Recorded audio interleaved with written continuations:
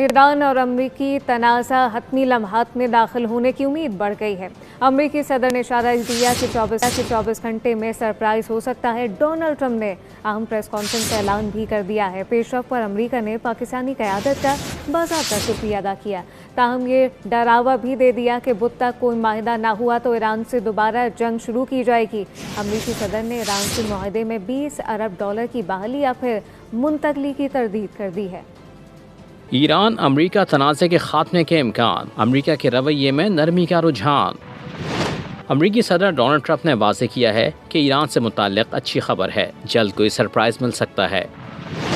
ایک بہت اچھی اور ذہین شخصیت وائٹ ہاؤس آ رہی ہے، جس سے اپنے ملک اور ملک سے باہر کی بہت فکر ہے۔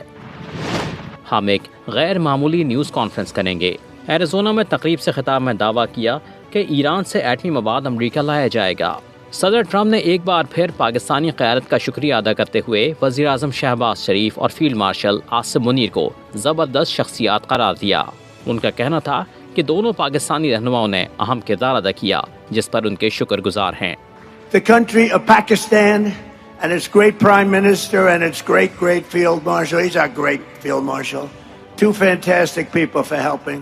They really are terrific people. اپنے مخصوص طیارے ایئر فورس ون میں صحافیوں کو جواب دیتے ہوئے انہوں نے واضح کیا کہ ایران کو اپنے ہرمز پر ٹیکس لگانے کی اجازت نہیں دی جائے گی۔ انہوں نے واضح کیا کہ جنگ بندی کی مدت تک معاہدہ ہو جائے گا، اگر ایسا نہ ہو سکا تو دوبارہ جنگ ہوگی۔ اس سے قبل خبر رساں ادارے رائٹرز کو انٹرویو میں صدر ٹرمپ نے اس رپورٹ کی بھی تردید کی، جس میں کہا گیا تھا کہ امریکہ اور ایران کے درمیان $20 ارب کے نقد معاہدے پر غور ہو رہا ہے۔ امریکی صدر کا کہنا تھا یہ مکمل طور پر غلط ہے، کسی قسم کا پیسہ منتقل نہیں ہو رہا۔ سبسکرائب کریں اور بیل دبائیں تاکہ کوئی خبر رہ نہ جائے۔